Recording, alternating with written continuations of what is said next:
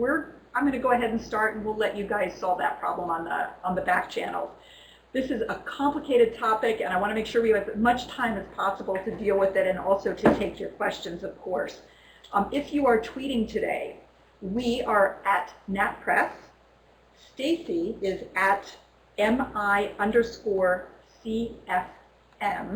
That's Milken Center for Financial Markets. And Russell is at Russell Brandom. And Kashmir is at Cash Hill.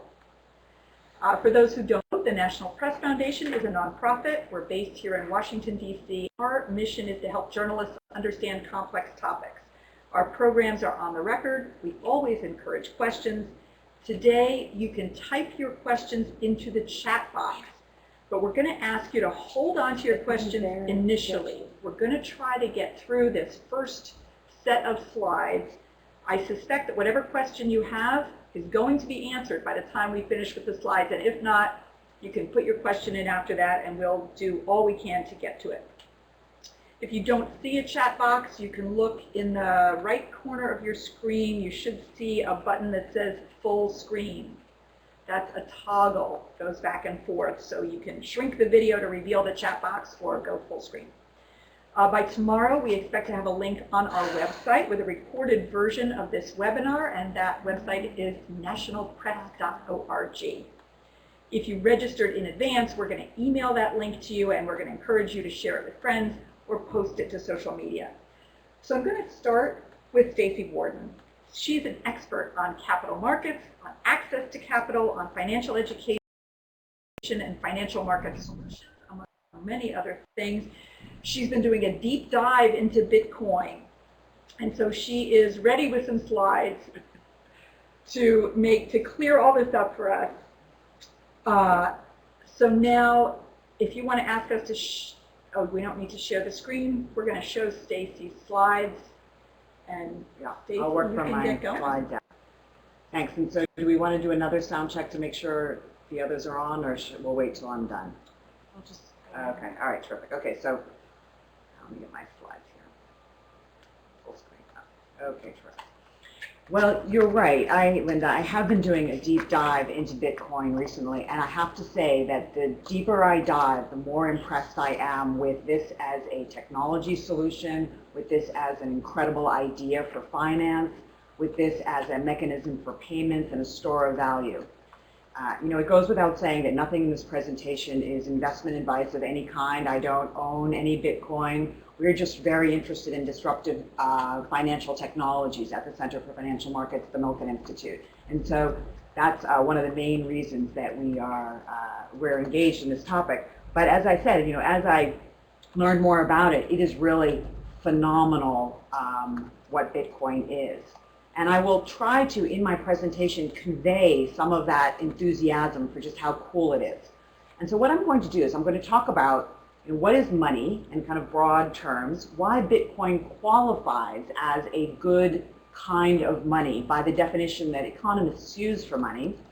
Then I'm going to talk about, I imagine, so Satoshi Nakamoto, who may be a person, maybe a group of person, maybe Japanese or may not be Japanese, we don't know who this person is. I imagine him or them sitting in a room and thinking, wow, these are the problems that current payment systems have, that our currencies have as a store of value. We could solve these problems in a certain way with a certain kind of solution.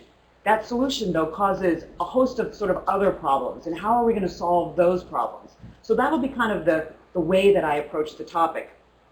How we have to talk about traditional money, how Bitcoin is a solution for some of the problems with traditional money, how that solution creates problems itself, and then how Bitcoin has gone about solving those problems. So that's sort of the arc of my storyline. And then I'll turn it over to my colleagues Kashmir and Russell, who will talk more about what Bitcoin means for you as individuals, how the exchanges work, what is it like to try to spend a week, I think Kashmir did, just living just on Bitcoin, what are some of the other uses that people have had of Bitcoins and what's going on in the news. But my part of the conversation will be much more about how it works. Okay, so let me get a couple of things out of the way in the way of basic facts. I cannot scroll down.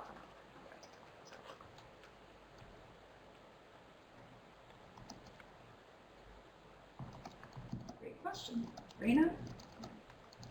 Oh, okay, great. What did you do? I think I did it. Okay, all right. I need to do it. Can I do it or? No, okay. Okay, so some basic facts about Bitcoin is that, just so you know, the Bitcoin with a capital B is how you talk about the ecosystem of Bitcoin. Bitcoin with a small b is how you talk about Bitcoin as a currency, okay? There are a limited number of Bitcoins, and it's limited to 21 million, and now we have extant about 12 million. So about 57% of Bitcoins are now in the world, possible Bitcoins are now in the world. By 2017, we expect about 75% of Bitcoins to be in the world.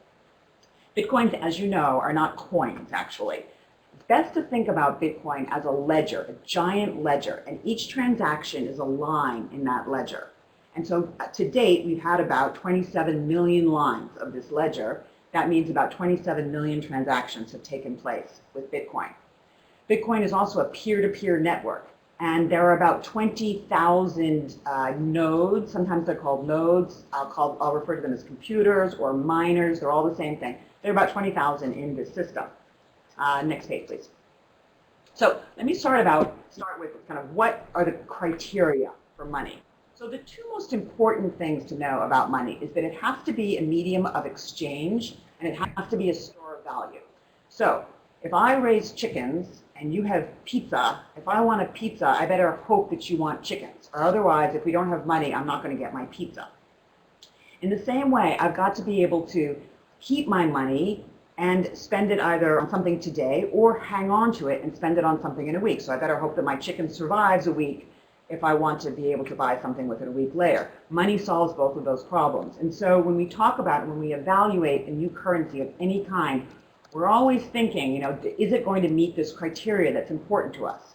And given those two definitions, the kind of criteria that's very important is, it shouldn't decay or wear out. It should be easy to carry around and transfer. It should be fungible. I don't care which dollar I have. Any dollar is okay to pay for. I'm not indifferent, the way chickens can come in different quality. It should be verifiable, easy to tell the real thing from a forgery. It should be divisible, and it should have a predictable, ideally, or at least an understandable supply dynamics. That means that, with the Fed, for example, they make a lot of effort to give us forward guidance about how they are increasing the money supply or not. And a lot of people spend a lot of time trying to figure out what the Fed is doing about the money supply. And so Bitcoin does pretty well on all of these criteria, actually, as a money. It doesn't wear out. It's electronic, so super easy to carry around. It's verifiable. One Bitcoin is exactly the same as another. It's very divisible, and I will talk about that later and why that's a good thing. And it has a completely determined, ex-ante determined supply dynamic, which we'll go into in more detail. Maybe next page. Can you try it? No, I cannot do it. So Satoshi Nakamoto, the man or the group, first came into the Bitcoin scene in 2009. And what he did was he published a 5 or 6 page paper on an obscure cryptography list, which was the genesis of how Bitcoin should work. And it was a work of genius, actually. But what was going on in 2009? Central banks were doing a lot to increase the money supply. We were in the middle of a global financial crisis. And he's gone completely quiet now. But in the beginning, he would post things on cryptographic websites. And one of the things he posted is the following. The root problem with conventional currency is that all the trust that's required to make it work. The central bank must be trusted not to debase the currency. Banks must be trusted to hold our money and transfer it electronically. We have to trust them with our privacy. Trust them not to let identity thieves drain our accounts. And the genesis of Bitcoin is the idea that if you can eliminate that need for trust, trust is costly. If you can eliminate that need for trust, then you can lower transaction costs and you can increase the efficiency of the system. So that's the fundamental philosophy behind the thing. And it's the same way, if Linda and I were going to do a transaction together, we have trust. So we're not going to draw up a formal contract to do a transaction together. And our ability not to have to do that makes our transaction a lot less costly. So it's the same idea. Okay, so next page. All right. So let me talk a little bit about what's wrong with using a central bank counterparty for making payments. And when I talk about a central counterparty, I mean your credit card company. I mean your bank. I mean PayPal. What happens with a central counterparty and why they are critical in any financial system is that when I pay something, I pay $10 or something, it takes $10 out of my account and puts the $10 in somebody else's account, very sort of at a high level. But what does that mean? Well, first of all, I have to have access to this account. I've got to either fill out a credit card application, I've got to fill out a bank account application. So access to this is regulated, and the barriers to entry can be quite high.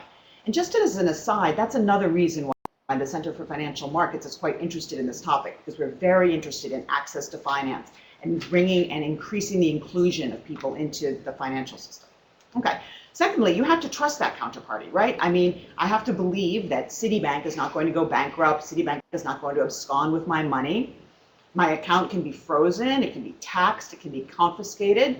And we will see in a couple of slides, how the volume of Bitcoin has tracked in the beginning, tracked very highly with the on the Chinese market, because Chinese people were using Bitcoin as a way to keep savings offshore so that it couldn't be, because they're capital controls for currency in China.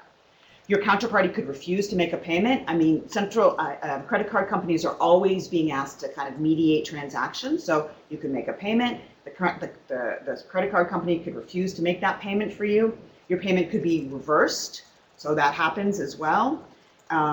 Money transfer takes time. So money comes out of your account immediately, but it takes time to go into somebody else's account. Banks keep that float. You don't get to keep that float.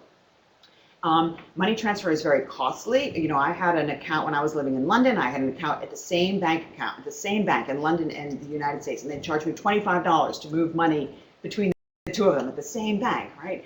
Boston Consulting Group estimates that it's about $500 billion of revenue in just payments. So imagine that there's a lot of surplus to capture there by somebody that can, or some kind of system that can eat away at some of that extra value.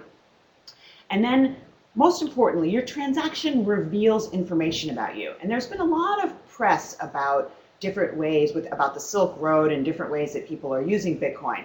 But if Target used Bitcoin, none of the 70 million customers would have had their account compromised. Not because Target would have done a better job, but because Target wouldn't have known anything about those people, anything about their account information. And merchants, I read this, I think, in the Mark Andreessen article, which is a very good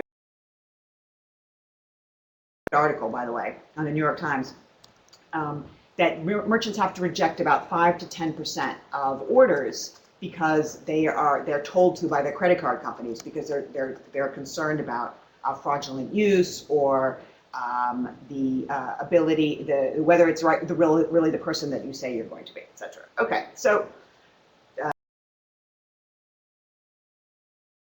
next page, please. There's also, so that's how you think about money as a means of payment. The second way that you think of money is a store of value, this ability to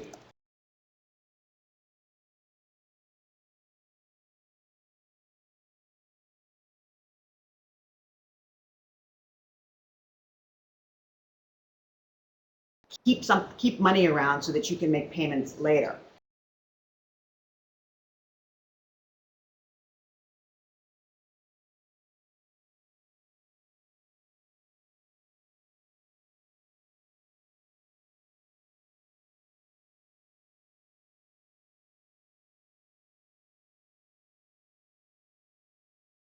And the problem with a currency at a central bank is that a bunch of individuals are sitting around deciding how much money to create, how much currency to create. And economists call this, there's an inherent time inconsistency problem with this that economists refer to, which I won't go into detail, but basically a central bank can be incented in the wrong way to break promises that it said it was going to keep to you once you have kept the promise on your end. And this creates inflation. They have a natural predilection to be more inflationary than not.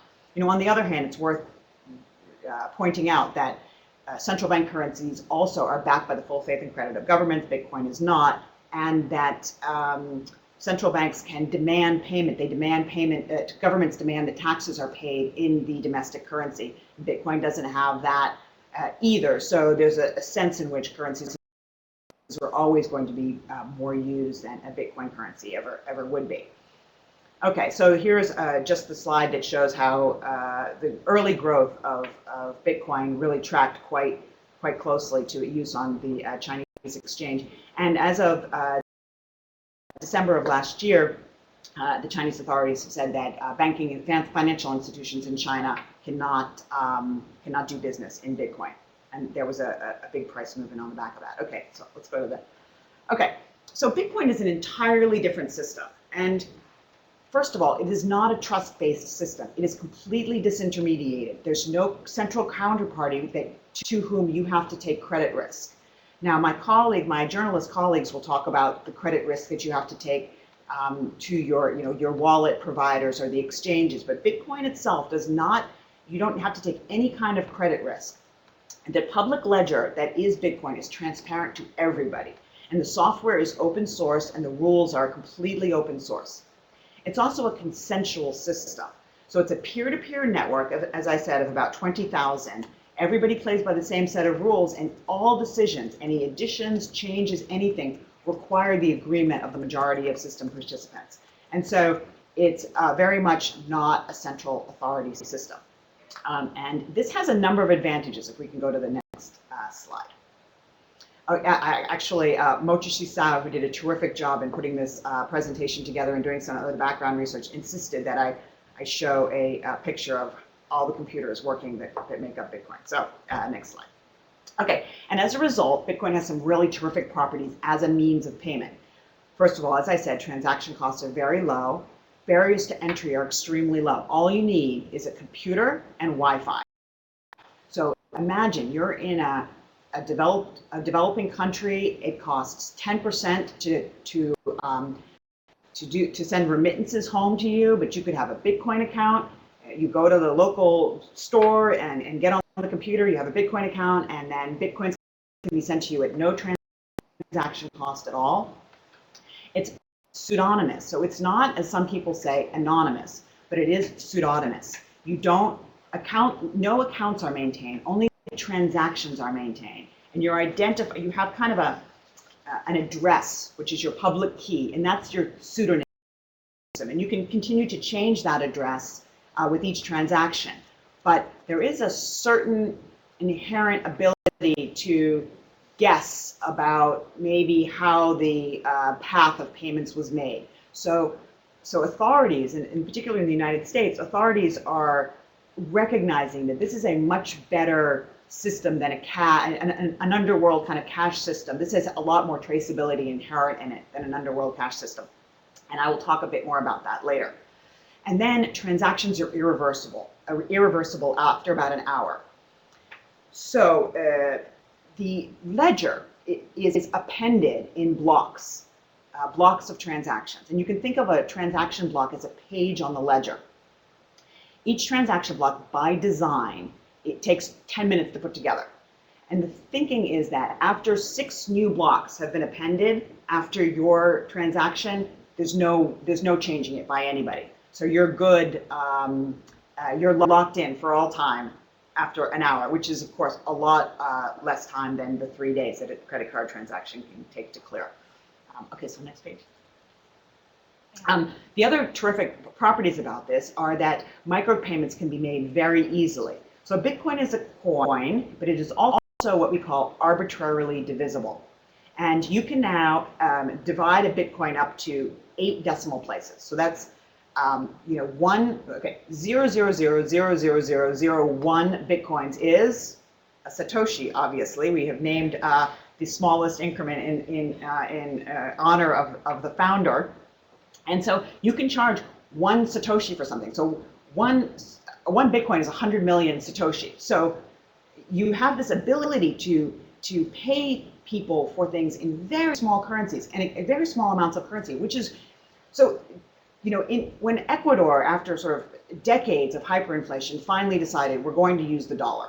So Ecuador uses the US dollar as its national currency. One of the immediate problems that they had was that they wanted to pay for people in rural areas in particular, wanted to pay for things in much less than a quarter or a penny or a dollar, and the currency was not divisible enough for them. So this ability to make micropayments is a really cool aspect of Bitcoin as well. And then last, as I said, there's no monetary authority that creates Bitcoins, so therefore the supply dynamics are known ex ante. And so I'll show you in the next page that this is, Bitcoin is inherently a deflationary currency. So there will only be 21 million in total. That's expected to be reached in 2040. And the rate of supply diminishes over time. And I think that's the next slide, but and maybe just go to that to see if that's the next slide. Yeah, so the rate of supply on the, I know this is a great way to use my little thing here. I was just taught how to use pencil. So the rate of supply diminishes over time, like that. And then you get to 21 million in 2040, 2040 and 21 million that time. And then if you lose your Bitcoins, which you lose by losing your private key, so don't ever do that, those Bitcoins are gone from the Bitcoin money supply forever and they will never come back. And so we call this a deflationary currency because there is a limited supply and a potentially unlimited demand.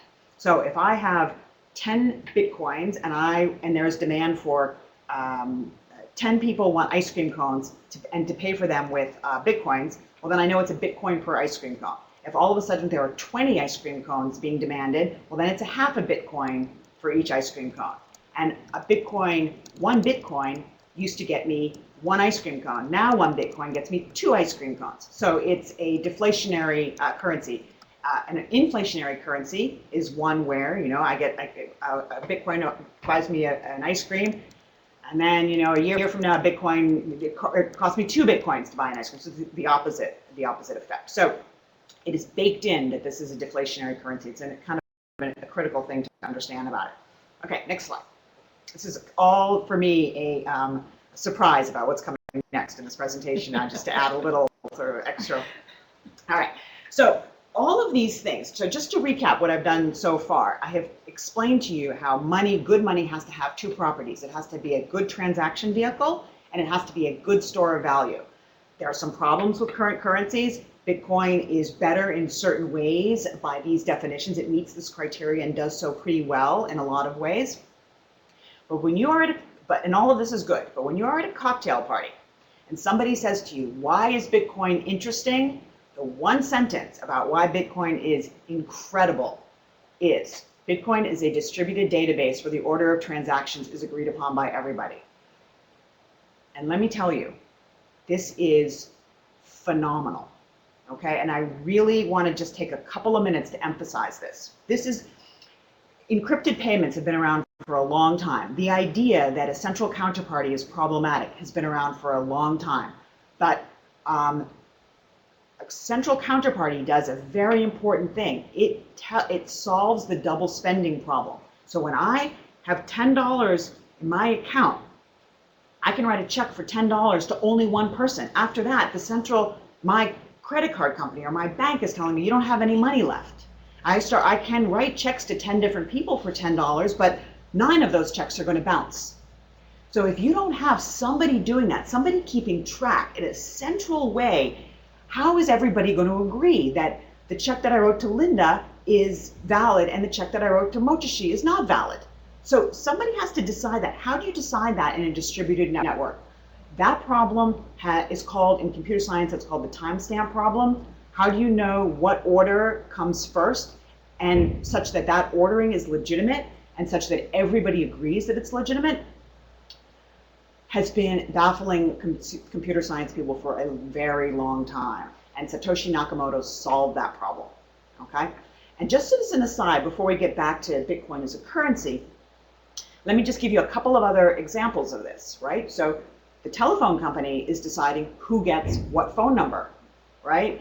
The icon is deciding who gets what web address. Well, what if we could all agree on the ordering of telephone numbers without the telephone company having to tell us? What if we could agree on the ordering of website addresses without that central counterparty? So the idea that this central thing that's standing in the middle, making that decision of who comes first and who doesn't count as a result of that, going away is not just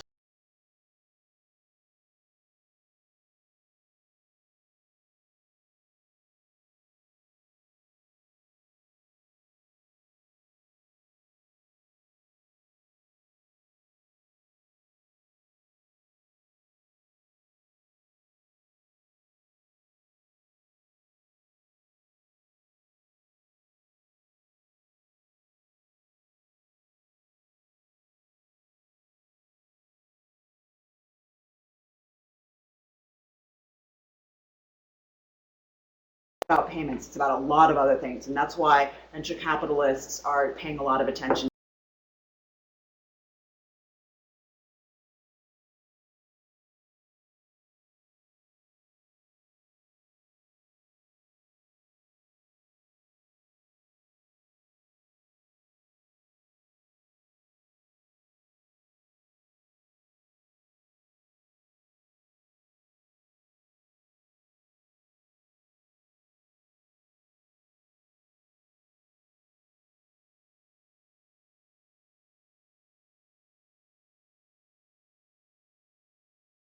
to this and why techno geeks are enamored of Bitcoin.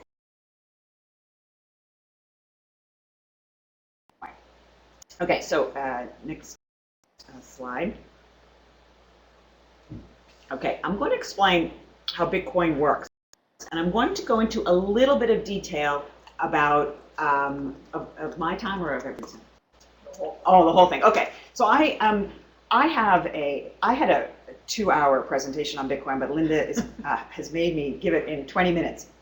So we are going to do a much more lengthy presentation at the Milken Institute online in a webinar, and you should talk to my colleague Conrad Kieshel, who's head of media at the Milken Institute, if you want to make sure you have your name in that. But I'm going to talk just a little bit about how it works.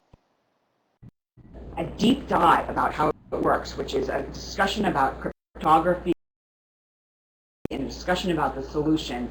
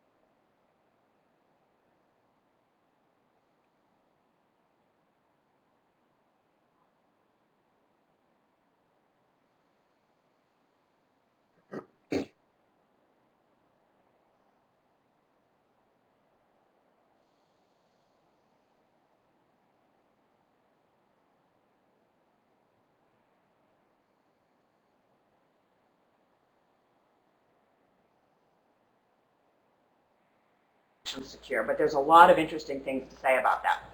And then let me just show you here how the link blocks make the ledger. So the last transaction of a previous block is linked to the same transaction as the first transaction of the next block. Not exactly, but they're linked in this way by referencing the block that came before it.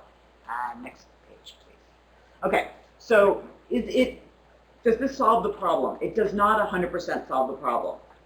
Why doesn't it solve the problem? It solves the problem because Alice has the right to send money to Bob because we've established that it's from her account. But what if Alice did this twice? What if she sent the money to Bob and then she immediately sent other instructions to somebody else, Joe, say? If all of the computers can just create blocks and append them to the ledger, then we'll have forks in the road, right? Different ledgers kind of going off in different directions. And so what Satoshi Nakamoto did, what the genius solution is, they said there's only one ledger, and that ledger is defined by the winner. Every time a block can be appended, only the winner can append that block, the winner of a process. How do we make that process, and we have to make that process hard for that winner. And I will not talk, Linda will be happy to know that I am not, although I'd like to, I'm not going to talk about how to make that process hard. But you have to win the right to append the block. Everybody agrees that the winner gets the right to append the block, and nobody gets a chance to have any kind of a head start on that process. So, and because, next page, please. And because, next page, please. So, and I guess we can skip this page as well. So why this solves the problem is that it is so hard to append a block that if you went back 6 blocks, you could not possibly ever catch up with the ledger, okay? You can't falsify a transaction in the past and keep up and start appending new blocks, making up new blocks, because every transaction has to be kind of, it's all backwards verifiable, and you could never start your own branch and keep up with the main ledger. And the voting of all of the computer nodes will always vote for the longest ledger, okay? That's the first sort of genius part of it. The second genius part of it is when you append a block to the ledger, you are paid in Bitcoins. You used to be paid 50 Bitcoins, now you're paid 25 Bitcoins. And so the incentive structure is always to pay by the rules. You would never, even if you were a rogue computer miner with a ton of computing capacity, such that you could override everybody else, you would actually not choose to do that because you're much better off beating everybody else in the race and getting Bitcoins all to yourself. So it's a built-in incentive mechanism to play by the rules. So I guess with that, and then I've got some graphs on the mining industry, and I think that's all I have time for, unfortunately. But if you want a deeper dive, come to the Milken Institute. Stay tuned. Stay tuned. And I do recommend, once we post this slide presentation, there is a slide there that explains sort of the life of a Bitcoin. It's a complicated slide, but it's worth taking a look at because it does illuminate the way some of this works. So this is great, and I really appreciate this introduction because it clarified many things for me. I want to go to Kashmir for a minute. I hope we can hear her at this point. Kashmir is a senior at Forbes, but I don't see her here. Kashmir, are you gone? She left the room for a second, but can we go to Russell? I can also answer Elizabeth's question. So she's left for a minute. So we're gonna, Raina, can you get us back to the questions for a minute? Because while we're waiting, yeah, should we take this opportunity to talk about the deflationary aspect? We can just do one question while we're waiting for deflationary currency problematic, and that's an excellent question. And so it's problematic for 2 reasons. One reason is that if you think prices are going to be lower tomorrow, you are going to suspend economic activity now, in the hopes that if that washing machine that you want to buy, you can get it at a better price tomorrow. Bitcoin does not solve that problem. But the other problem, why deflation is a big problem, is that it's a divisibility problem. If there was so few dollars around, at some point you might want a unit of account that's lower than a quarter or a penny. And Bitcoin does solve that problem.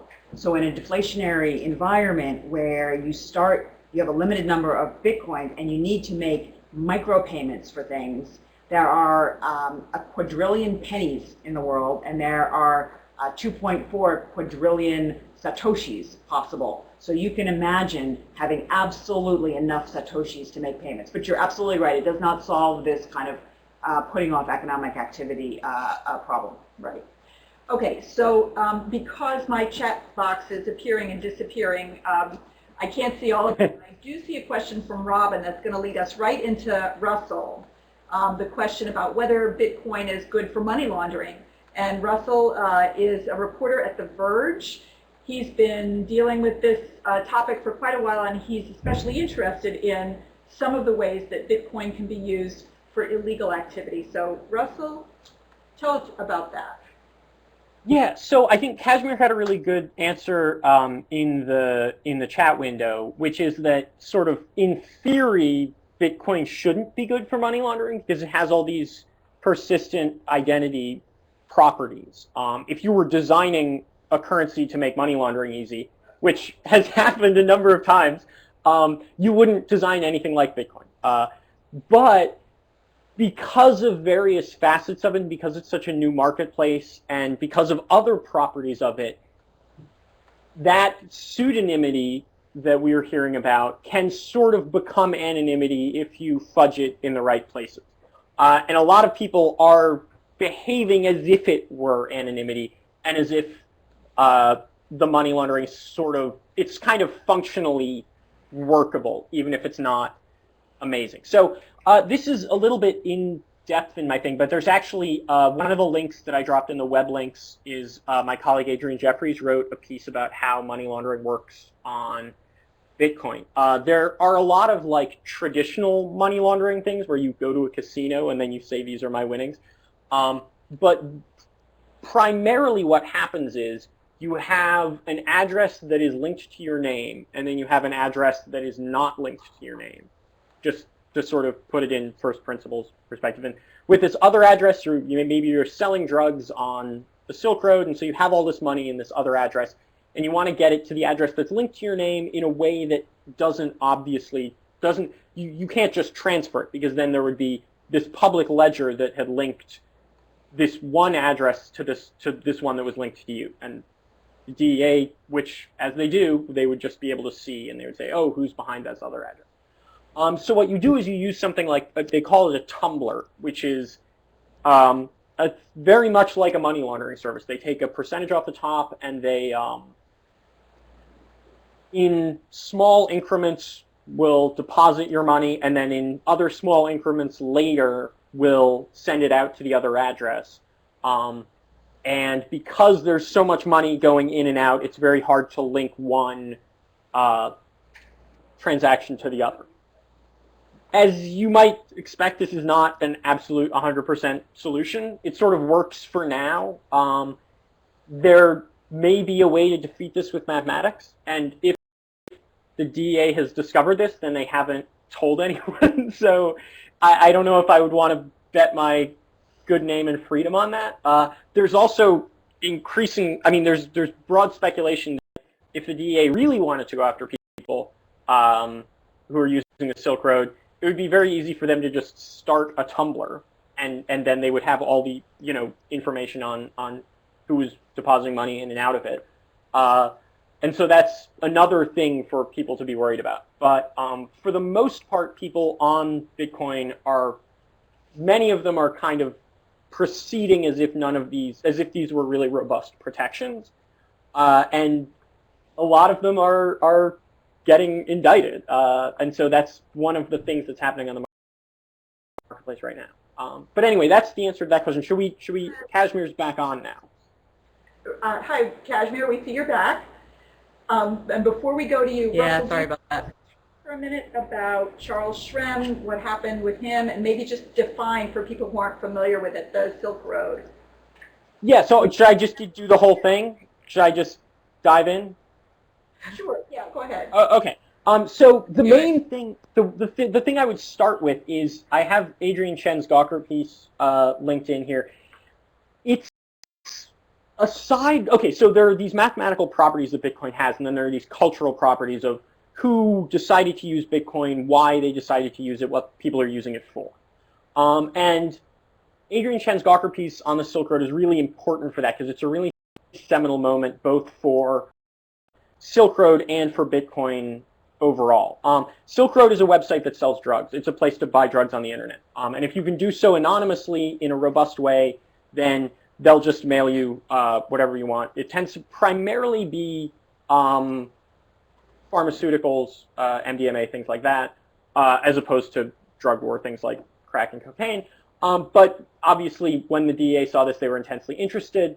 But they weren't the only ones. So Adrian Chen, this piece went up June 1st, 2011. At the time, very few people were on the Silk Road. It was just a couple thousand. There's a chart of the growth that was developed by the researcher Runa Sandvik that's really good on this. You can really see just skyrocketing growth as soon as the piece goes live.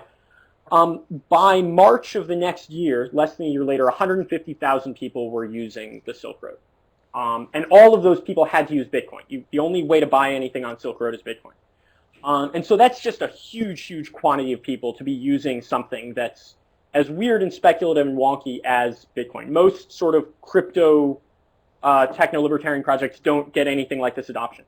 And it's because you can't use them to buy drugs. So, I mean, Silk Road, for better or worse, was sort of the killer app that got a lot of people involved with Bitcoin to begin with. And one of the really attractive properties, again, for better or worse, has been that you can use it to direct profits from illegal activities. So one of the other, you can see the credit card indictment is this indictment. In the past couple months, there was a credit card shop. They were selling blank credit cards that if you had stolen someone's identity, you could make, you know, a credit card that said their name and had their information on it and would, you know, eventually get shut down. But for a while, you could pump some money out of it.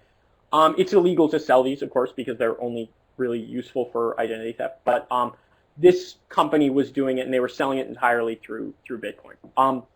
There have been a couple predecessors. There have been internet currencies like Liberty Reserve. Before that, there's eGold that were useful for this that aren't sort of as mathematically interesting as Bitcoin, didn't have those properties. But they have all been shut down by federal authorities, and so Bitcoin's kind of the only game in town. Okay, so then, yeah, if you can connect someone to a Bitcoin address, you've just got them. And this is true, you don't even have to subpoena their bank records because everything's in the public ledger. Journalists can do this, which has been really useful for those of us who are reporting on Silk Road and other sort of Bitcoin crimes. So it's not really robust. And a lot of law enforcement efforts have been directed at making it less robust. So the other big thing that's happening right now that's really interesting to keep an eye on is the other way. So I was describing before the Bitcoin money laundering as being in two accounts. If you can make cash deposits, which there have been various ways to do, then you don't even need two accounts. You can just make deposits into an address, and because it's cash, it won't have any direct connection to you, except that you happen to hold the private key, but no one knows that that's you who's doing it. Wait, Russell, when you Yes. say cash deposit, are you talking about cash in some normal currency or Bitcoin cash? No, I'm saying I would walk into a Walgreens with $500, and a company like ZipZap or Trust Cash would then, I would be able to deposit it through them. So in the case of BitInstant, Trust Cash would then, you know, essentially wire that money to the BitInstant account that was sort of indicated in the previous order, right? And I would just be able to walk into a Walgreens with this cash. No one would know that it was me, and so it would be effectively, there would be nothing connecting me to that pseudonym. And so that would be a way of anonymizing Bitcoin. Now, that's people who are looking for money laundering, right? Federal authorities, IRS, DEA, et cetera, are really interested in those cash processors and have a lot of really strong access to it. There's something called the Financial Crimes Enforcement Network. All companies like Trust Cash and ZipZap have to make really detailed disclosures if they see anything that's remotely suspicious. More than $1,000, you know, I don't know the exact threshold, but really, they're looking really closely because, of course, this is not a new problem. People have been trying to launder drug money for as long as there's been money. So the reason BitInstant was busted, which is still a really big case, and it's still unclear how this is going to shake out, is that Trust Cash raised a red flag over this guy who's making $40,000 cash deposits in a single week, and they said, look, this guy's really doing something weird. It turned out he was laundering, he was reselling to Silk Road people, so he was effectively laundering money for people who wanted to buy drugs on the Silk Road, and BitInstant didn't report it. They were registered as a money transmittal service with the Financial Crimes Enforcement Network, but they didn't report it. And now that's a federal crime. The whole thing is shut down. They take that really seriously. The other thing, there's another link in there that's yeah, sorry. It sounds like the enforcement community is starting to catch on to the various ways that they can plug in and absolutely, yeah, charges, figure out what's happening. So it's and we've seen this across the board. And as Kashmir mentioned, a lot of properties of Bitcoin make it really easy for them to do that. Right. There's another link in here that's in Florida, state police together with I think the IRS busted these people who were selling just for cash on the street. It was, give me $200 in cash, like meet me at this corner, and I will give you the private key to a wallet that contains that much cash. And that's money laundering. That's those people are yeah, you can read the indictment, but it's frowned upon. So the one last thing I would point out, which is again a cultural property of Bitcoin, but not a mathematical property, but a lot of times it's easy to look at things like BitInstant and say, well, look, why don't they just behave like Bank of America? Why don't they just make all the reporting that they need to? Why don't they shut down Silk Road and just make the Bitcoin community as legitimate as they possibly can? And the answer is there's a real sort of fight within the Bitcoin community between the new sort of business-minded people like Mark Andreessen. A lot of the editorials you read about Bitcoin in the Wall Street Journal and New York Times are a lot of people who are coming in from very sort of established businesses and see this as a business opportunity. Those people are kind of coming in a little bit late to the game. And the people who started Bitcoin and the early investors, a lot of them see this as a much more ideological project, and it's a project that's opposed to things like drug laws and money laundering laws.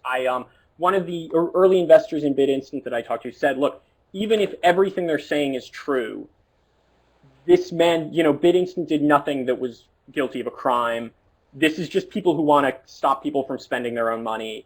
And there are a lot of people who don't see Silk Road as a problem. They see it as sort of this a kind of step towards a government that's more in line with libertarian ideals.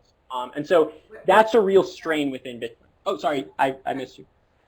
That's okay. I'm going to stop you there because I want to make sure to Yeah, that's my end point. So thank you very much for that. Kashmir, I want you to talk about how this works in the real world. Kashmir actually lived on Bitcoin for a week, as Staci had mentioned earlier. She has written a book about it. For the full story, you can do what I did and download it on your tablet. It is called Secret Money, Living on Bitcoin in the Real World. Kashmir? Sure, sorry about the technical difficulties here. Can you hear me okay now? Yes, I can. Okay, great. So I started reporting on Bitcoin last year, and at that point most of the reporting had really been about the dark side of Bitcoin and its use on Silk Road and other illegal marketplaces. And so I was curious about the real world uses of Bitcoin and legitimate uses of Bitcoin. The venture capital community in Silicon Valley has gotten very excited about Bitcoin. They've been pouring millions of dollars into various Bitcoin startups. And so I wondered, about the value proposition and how it could be used. So so the first big story I did on Bitcoin was me putting my cash and my credit cards away and attempting to survive only on Bitcoin for a week. It started out, first I had to get my Bitcoin, and I first tried to get it through Mt. Gox, which was then the biggest Bitcoin exchange in the world based in Tokyo. And there are various ways you can get Bitcoin. You can meet up with somebody and give them cash, and then they can send money to your Bitcoin address, or you can buy it through one of these exchanges.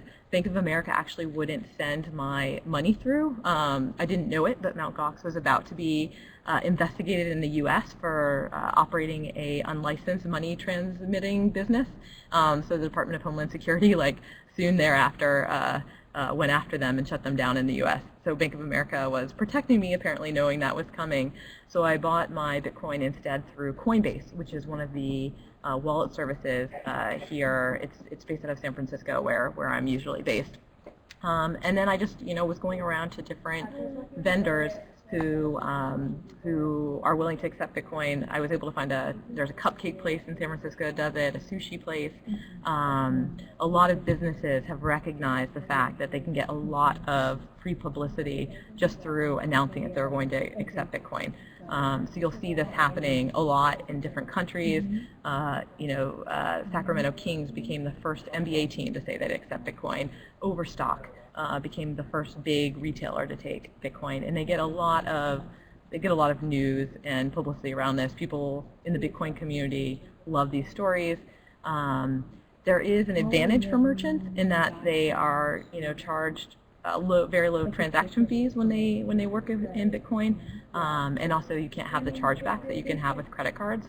However, within Bitcoin, we've introduced all of these new intermediaries, like Coinbase, like BitPay, that are essentially putting themselves in the middle of transactions and then taking a cut.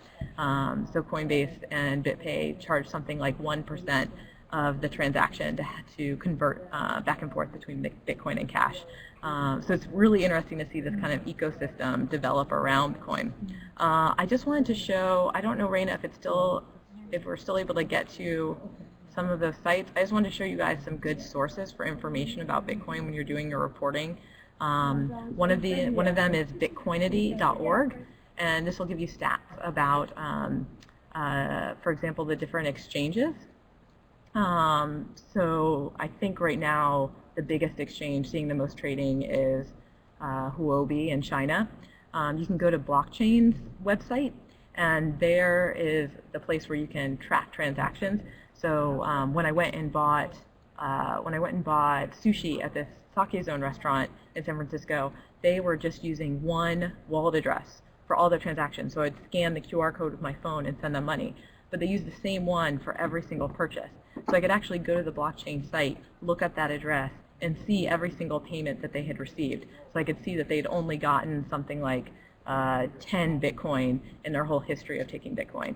And so if you don't practice good security around creating a new address for every single transaction, you can create that kind of record where you basically eliminate all the anonymity in the system.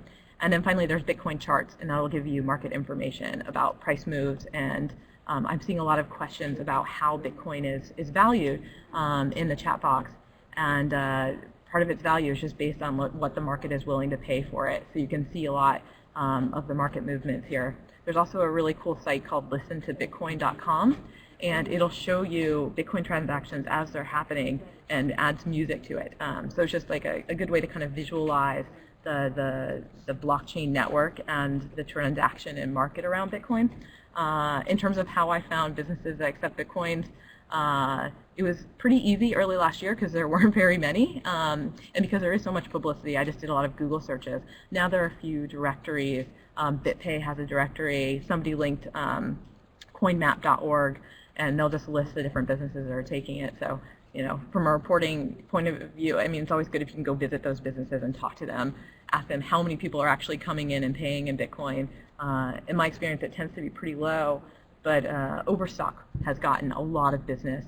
In the first month of taking Bitcoin, they got something like $700,000 US dollars in Bitcoin orders. So yeah, right now there's this big community around Bitcoin that really wants to see it succeed, so they'll tend to reward the retailers that get involved. Wow, fabulous. I'd love to get to some of these questions. Raina, is there a way to make this chat box big enough so I've that... made a note of some of the ones that I've seen. I think I've almost captured all of them. So yeah. Okay. So should I just start going through them? Or do you? Is this big? Is it bigger for you? It is big.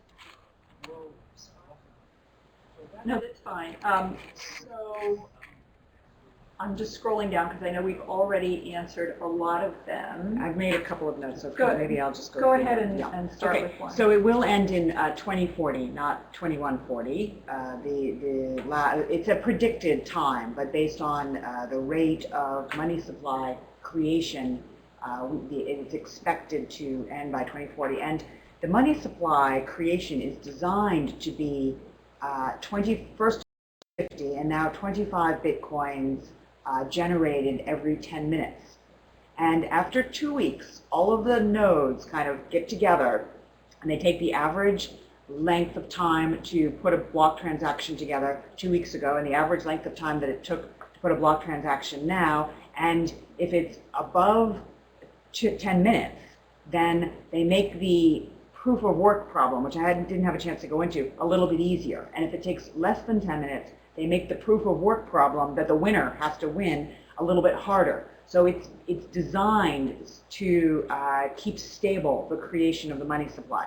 And at that rate, we expect all of the bitcoins to be created by 2040. And there was a question of, don't you take the same kind of risk with the Bitcoin exchange? And you absolutely do. So there's a couple of different points of weakness for an individual in the Bitcoin ecosystem. If you have your wallet, which again is this combination of a private and public key, you keep your wallet on an exchange or a wallet service, then you have to trust that that exchange or wallet service is not going to defraud you or not going to go bankrupt or anything else.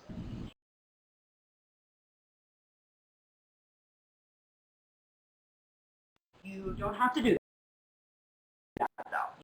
You can download free software and keep your wallet on your computer. The problem with that is that somebody could steal your computer. You have to run antivirus protection on your computer, and so there's a risk to that as well. But internal to the Bitcoin world itself, there's no credit risk. And then somebody asked, is PayPal not like Bitcoin? And it's not like Bitcoin. It's similar in that it's an electronic currency, but PayPal is just like every other mechanism, every other Bitcoin will actually clearinghouse. download So I have a PayPal account. the I spend money Bitcoin out of to my a computer PayPal account. PayPal decides I don't have enough money. or take it PayPal offline, links and to they'll my sometimes credit put it in a card. storage box in a bank to keep it really secure.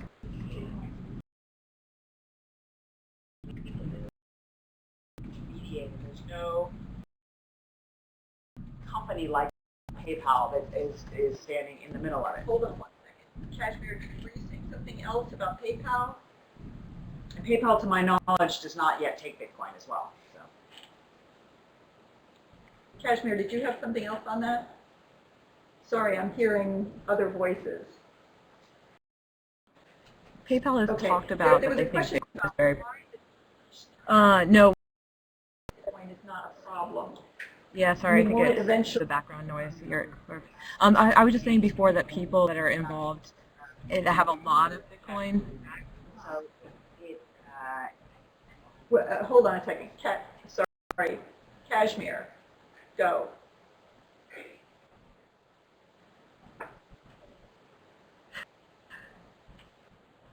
Kashmir, go ahead.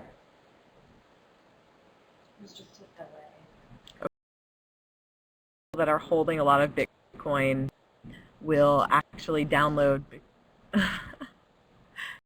I'm trying to talk. I don't know if I'm coming. So people with a lot of Bitcoin will download it to a computer, take that computer offline, and put it in a storage box, because that is like the most secure way to store their Bitcoin. So that's what I see with people who are really big holders. And then on the PayPal question, PayPal has talked about Bitcoin being a promising technology, and so it's possible that they may start working in it. We've also seen Google using Bitcoin, allowing people to pay in Bitcoin. So interesting. It's like hiding Bitcoin under the mattress. Wow. Okay. We are out of time technically, so I'm gonna sign off. But if you have more questions, stay on the line and we'll try to address some of these questions that are in the chat. But let me just make sure that I'm able to thank all of our presenters, Staci Warden, Kashmir Hill, Russell Brandom. You guys have been terrific. I want you to know that we also see these questions coming up on your screen, and if you can help us by answering those questions and taking our little survey, that'll help improve these webinars in the future. I also want to mention our next webinar coming up March 18th, Tips for High Fidelity Science Reporting. This is going to be really important for journalists who are reporting on science. We're going to talk about key questions to ask about scientific reports and other specific tips that are going to help improve your reporting. So I want to thank you for that. Again, remind you our website is nationalpress.org. And now, if you're still with us, we'll take some more of the chat questions, which sadly I can't see anymore, but I'm sure Rena can find a way to bring them up. Thank you. Okay, so there was a question here about how is the competing, and I think it was also answered in the chat as well. So the value of Bitcoin is determined, I believe it's an auction process on the exchanges. So by the way, the value of Bitcoin is you can think about it in two different ways. One is how many Bitcoins are you going to charge for your product when you sell things in the Bitcoin ecosystem? And so you would adjust the price of Bitcoin. And then the second way you can think about it is how much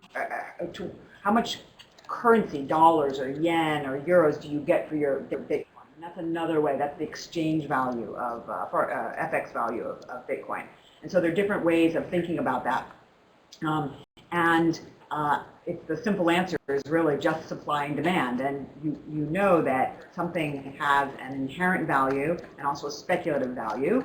And so there has been some speculation around Bitcoin, as most people know. And let me just say that undermines, to a certain extent, its property as a store of value, as a currency. So to the extent that something is volatile, gold has for 10,000 years been considered a very good store of value, and it's a lot less volatile than Bitcoin is. So it's a better store of value, even though it is not transferred.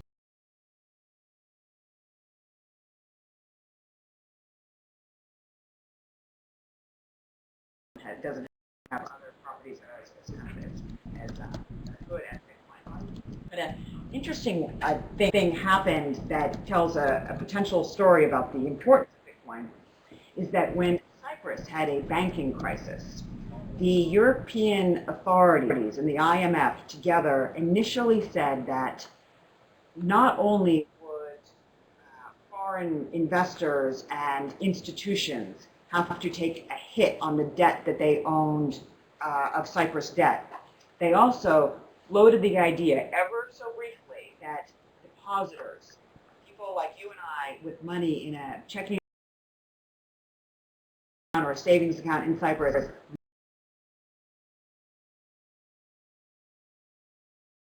might not have access to all of their money.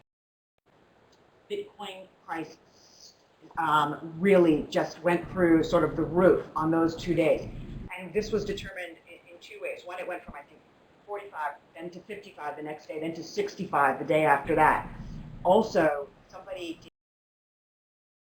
did a search of Google searches for Bitcoin, and the Google search for Bitcoin just kind of exploded during those days. So that's very much a property of, okay, governments might confiscate my money, and so I need another solution where governments can't confiscate my money. I mean, I can say, so this is kind of the economist Tyler how you Cowen think of about the the value of the Bitcoin Marginal as Revolution a store of has value. sort of described these as Can anybody address the biggest the threat to other, Bitcoin. That is, competing if virtual something currencies? with There are a couple of other new all the ones same now that are rules as popping up. Bitcoin started up Kashmir, elsewhere, Russell, do you know anything about those? perhaps after mining is done, people are expecting more profits driven by deflationary pressure or something similar to that, then it would be very difficult to hold the store of value within the current Bitcoin ecosystem because there's no central bank. The thing that it seems like has prevented that from happening so far is that a lot of the governance mechanisms of Bitcoin, the sort of core coders, the core miners, have really been successful in maintaining the currency well. And there's no indication that that would happen with a separate, Dogecoin or Zerocoin or any other of the sort of similar currencies organized in a similar way, but with slightly different rules or a slightly different infrastructure.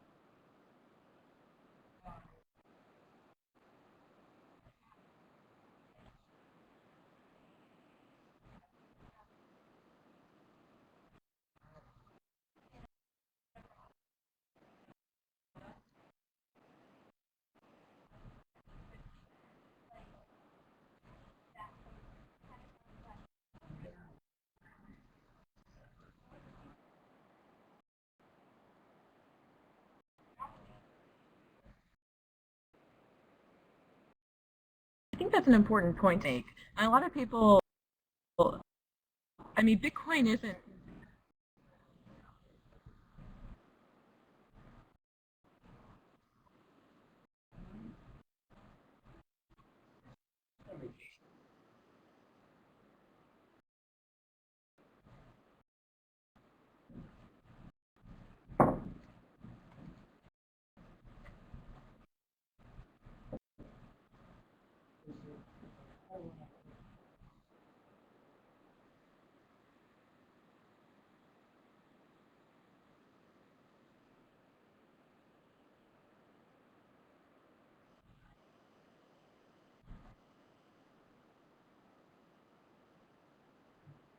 Yes, yes.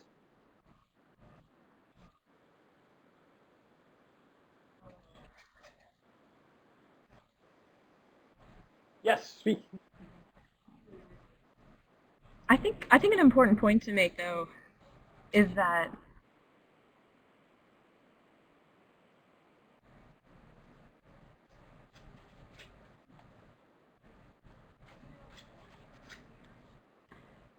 can you guys hear me right now?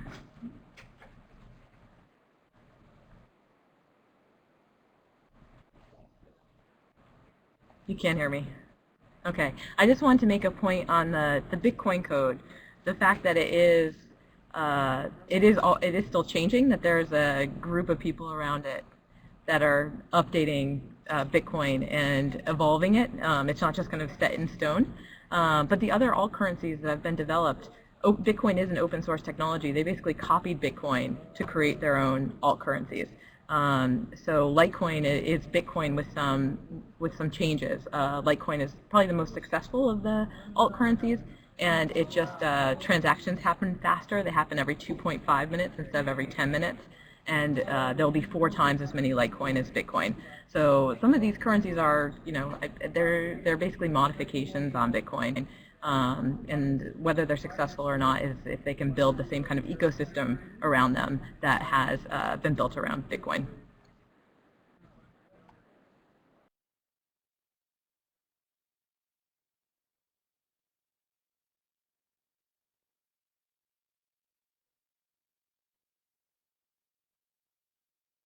Fantastic.